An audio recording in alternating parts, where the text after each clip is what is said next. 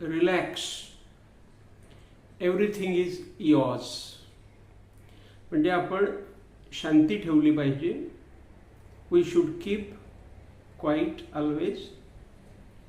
कारण प्रत्येक गोष्ट आपलीच असते. Everything is hours.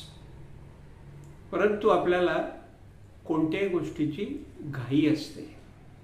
We make a hurry of everything. आणि म्हणून आपण नेहमी स्ट्रेसमध्ये येत असतो. That's why we come in to the particular stress. आणि ह्या स्ट्रेसचा परिणाम आपल्या शरीरावर होतो.